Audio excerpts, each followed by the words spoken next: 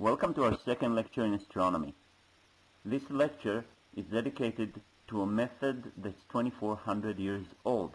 This method, by Aristarchus of Samos, was used to find out the circumference of the Earth, the distance to the Moon, and the distance to the Sun, and by extension the size of the solar system. All this method uses is angles, which you've learned about in your geometry class in middle school, and knowledge of pizzas. This is an introduction from my cat here in the background.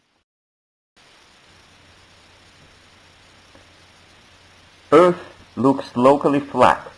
The sky looks like a dome. We can use this fact for some simple measurements. The point directly above one's head is called zenith. The distance in degrees from zenith to any horizon is therefore 90 degrees. What the Greeks knew very well was how to take an angle and divide it by 2, by 3, etc.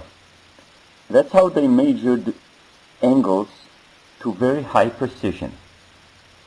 There is also a fairly rough estimate of angles that can use a body part.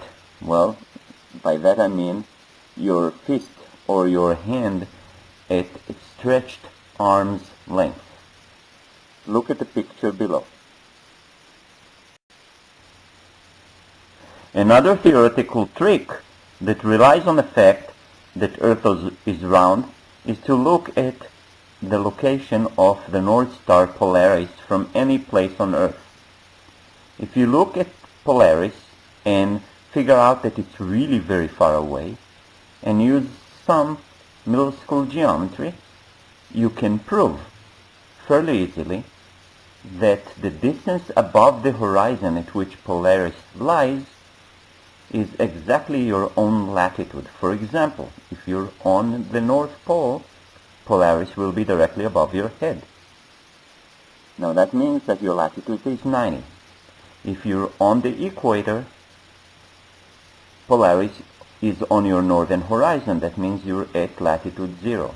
If you're halfway through, Polaris will be at half of 90 degrees, which is 45 degrees above the horizon. Therefore, you are at 45 degrees latitude north. We in Baldwin are somewhere between 38 and 39 degrees from the equator. Pythagoras was a Greek person that lived in the 6th century BC. He traveled to present-day Iraq, Babylon, and to Egypt, where he learned geometry, mathematics, and astronomy. He then came back to Greece and established the Pythagorean school. Students telling about the revelations they learned in his school were supposed to have been executed. One of the things that he actually taught in his school was about the perfect solids that included a cube, a pyramid, and the most perfect of them all, a sphere. That was one reason that he thought that the Earth was round. After all, that's the most perfect of the solid objects. In this slide, you can see a use of the Pythagorean theorem to find Earth's radius. Try and plug the numbers into your calculator and see what you get. Then compare them to numbers available on the internet. The method that I'm describing below of how to find Earth's circumference is actually fairly straightforward. Assume, for example, that the distance between Alexandria and Siena in the picture below is 1,000 kilometers. Now, further assume that the angle that this pizza slice spans is 10 degrees. 1,000 kilometers, 10 degrees. Now, how many degrees are there in a full circle? Obviously, 360. That means that there are quite a few pizza slices in this pizza. How many pizza slices are there? Each pizza slice, as you recall, is 10 degrees.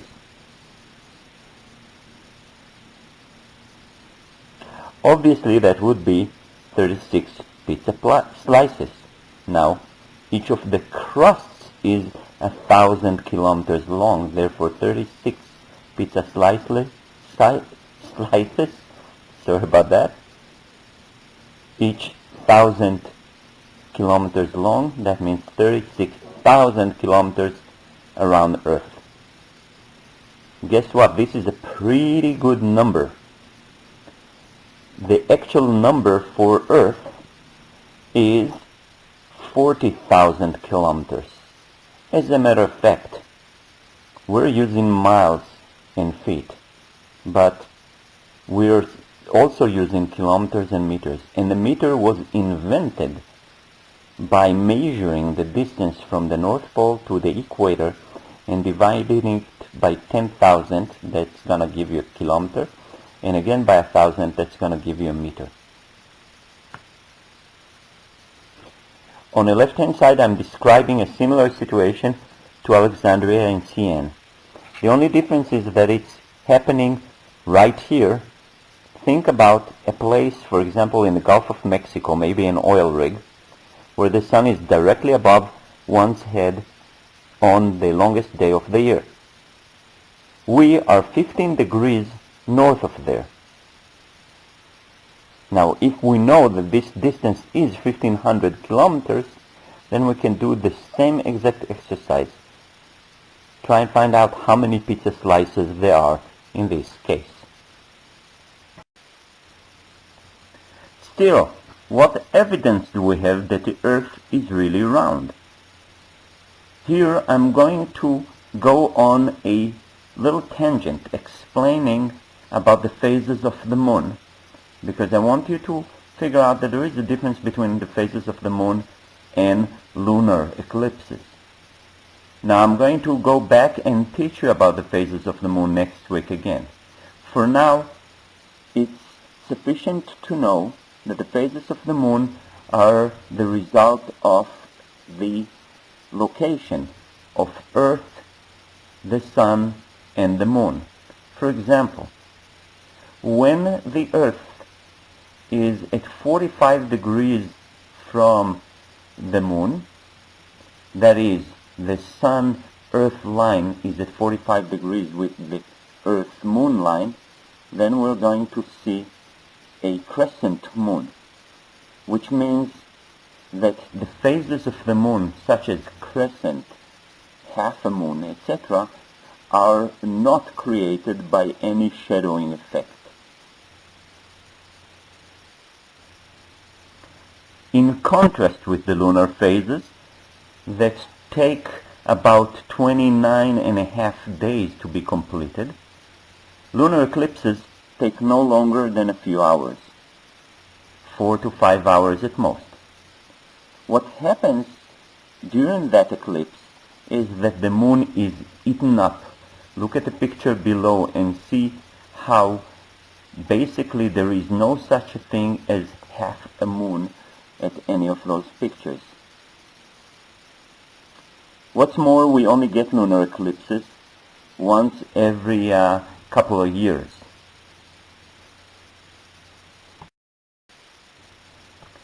In this completely not to scale model, you can see how the shadow of the Earth is covering the moon during an eclipse. This only happens every few years because usually, due to the fact that the moon's orbit is slightly tilted relative to our orbit around the sun, we do not get eclipses at all. It's only when those orbits are lined up that we can get an eclipse. Here's what you should notice though. The shadow of Earth on the moon is round. That is the main reason that we chose to think that the Earth was round. Again, a very brief reminder that there is a difference between eclipses and phases of the moon. Notice the shadow of Earth on the moon in the lower picture.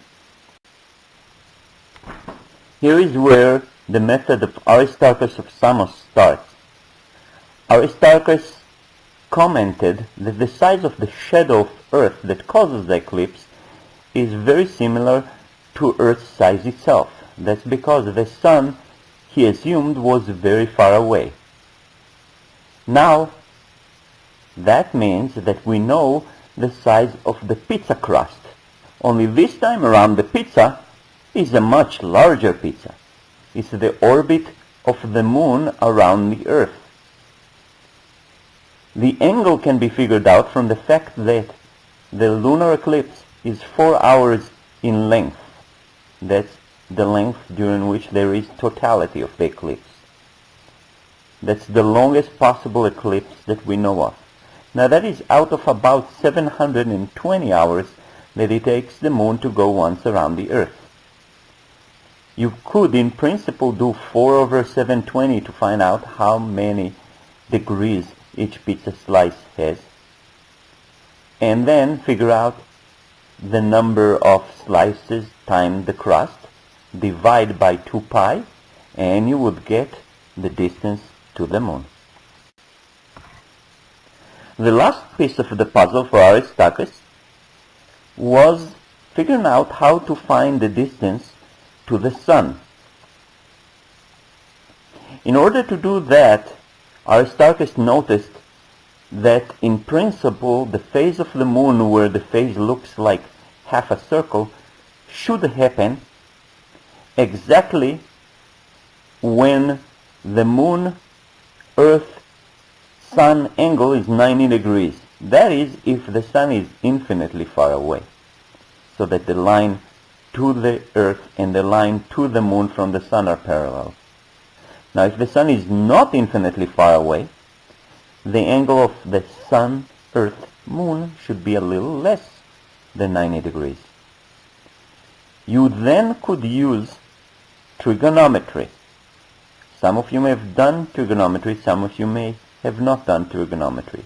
At the time of Aristarchus, there was some sort of a preliminary trigonometric method. Aristarchus used that method to figure out the distance to the sun. He found out, using that method, that the distance is about 20 times the distance of the Earth to the moon, which we already found. Problem was that it's really 400 times. The reason that it's so hard to figure out is because that angle, the angle that's going to determine the distance to the sun, is very, very nearly 90 degrees. Whereas Aristarchus assumed it to be 89, it's actually 89 and 6/7. A consequence of Aristarchus' inaccuracy was the fact that right after him there was a fellow by the name of Archimedes. Yep, that's the guy that jumped out of the bathtub and shouted Eureka while running naked throughout the streets of Syracuse in Sicily. Same fella.